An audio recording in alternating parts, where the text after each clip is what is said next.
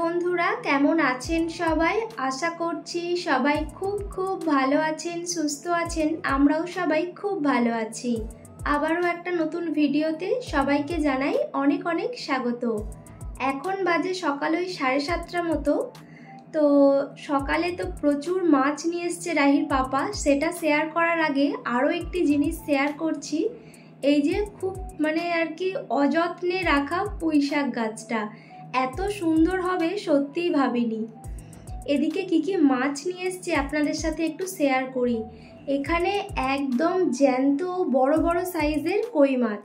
আমি একেবারেই পছন্দ করি না কই মাছ, আর একেবারেই খাই না যাকে বলে। তো সেদিক থেকে আমি খাই না বলে বাড়ির সবাই খাবে না সেটা তো হতেই পারে না। আর তার জন্য আর কি বড় বড় সাইজের কই মাছ নিয়ে এসছে। আর এখানে হচ্ছে লাউ শাক পেয়েছিল, লাউ শাকও নিয়ে এসছে। আপনারা দেখে বলতে পারেন পাতাগুলো একটু এরকম নেতিয়ে পড়েছে আর কি।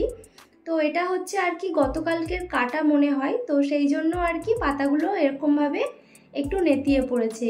এরকম তো হতেই পারে তাই না? শাক টাক যে কোনো জিনিস আজকে ধরেই কাটি তো কালকে দেখবেন আর কি একেবারে পাতাগুলো এভাবে নেতিয়ে পড়ে।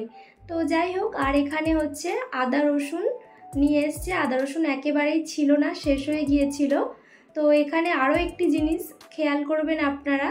তো এটা হচ্ছে তাওয়ার ওপরে ঢেলেছি, তার কারণ সকালবেলা আমার রুটি করা হয়েছিল।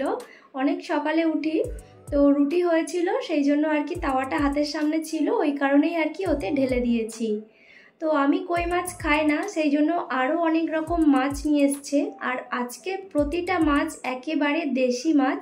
এখানে বড় বড় সাইজের মৌটি মাছ রয়েছে, অনেকেই মোরলা মাছ বলে থাকে।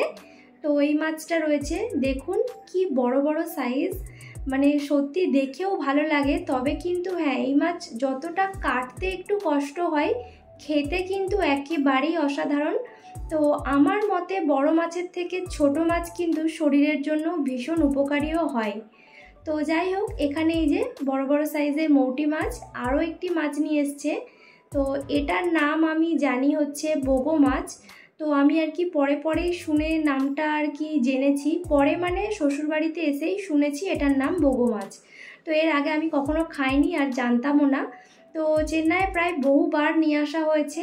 তো রাহির পাপা ভীষণই পছন্দ করে, আমিও খাই, ওই অল্প একটু আধটু খাই, খুব বেশি ভালো লাগে না এই আর কি। একেবারে সব দেশি মাছ। তো এগুলো হচ্ছে এখন কাটতে হবে। এত ছোট ছোট মাছ আর কি যেখান থেকে কেনা হয় না কেন ওখানে কেটে দেয় না, তো এগুলো বাড়িতে এনেই কাটতে হবে। তো এখন আমি মাছগুলো কাটতে বসবো, প্রায় জানি না কতক্ষণ সময় লাগবে। আর ওদিকে কই মাছগুলো একবার জল দিয়ে ধুয়ে আমি ডিপ ফ্রিজে ঢুকিয়ে দিয়েছি। তার একটি কারণ, কই মাছ আমি ওভাবে হাত দিয়ে ধরে একেবারেই কাটতে পারবো না, সেই কারণে আর কি ডিপ ফ্রিজে ঢুকিয়ে দিয়েছি। 1-1.5 ঘন্টা পর একটু ঠান্ডার মধ্যে জমে গেলে তখনই আর কি বার করে কাটবো। তো ততক্ষণে আমি এখানে এই যে মৌটি মাছগুলো নিয়ে বসেছি, তারপর বোগো মাছটা। তো রাহিকে তার মধ্যে আবার খাইয়ে দাইয়ে বসিয়ে দিয়েছি, নয়তো বিরক্ত করবে সেই কারণে। আর আমার অনেকটা পরিমাণে আর কি সময়ও লাগবে। দেশে তো মোটামুটি এই মোরলা মাছ বা বোগো মাছ, কই মাছ প্রচুর দাম। এখানে কিন্তু একেবারেই অতটা দাম না। এই যতটা পরিমাণে আর কি মৌটি মাছ আপনারা দেখছেন মাত্র 100 টাকা, আর কই মাছ আছে প্রায় 1.5 কেজির ওপরে, তো মাত্র 400 টাকা নিয়েছে। আর এই বোগো মাছটা যে দেখছেন এটাও প্রায় 100 টাকাই নিয়েছে। এই মাছগুলো সাউথ ইন্ডিয়ানরা একেবারেই খায় না, শুধুমাত্র বেশ কিছু বাঙালি রয়েছে। তো এই মার্কেট থেকে অনেকেই আর কি মোটামুটি বাজার হাট করেন, তো সেই জন্য আর কি প্রচুরই কম দামে এই মাছগুলো পাওয়াও যায়। তো এখানে দেখুন ফ্রিজ থেকে বার করলাম কই মাছটা, একেবারেই কিন্তু বেশ হালকা ঠান্ডার মধ্যে জমে গেছে। এবার আমি কাটতে পারবো, আমার কোনো রকমভাবেই অসুবিধে আর কি হবে না। তো সাইজগুলো একটু আপনাদের দেখাই, জানি না ক্যামেরার মধ্যে কতটা বুঝতে পারছেন। তবে একটা মাছ যদি খুব ভালো করে পিস করি তাহলে 2 পিস তো মাথা লেজা ভালোভাবে হবে, তো 3 পিসও মোটামুটি হয়ে যেতেও পারে। আর মাছের মধ্যে প্রচুর পরিমাণে ডিমও রয়েছে। তো যাই হোক, মাছগুলোকে আমি কেটে ফেলি, বেশ অনেকগুলো তো মাছ, তো কাটতে আমার অনেকটা সময়ও লাগবে।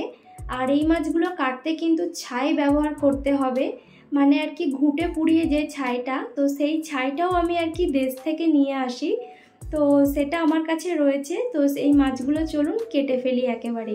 দেখা হচ্ছে পরের ভিডিওতে, বাই।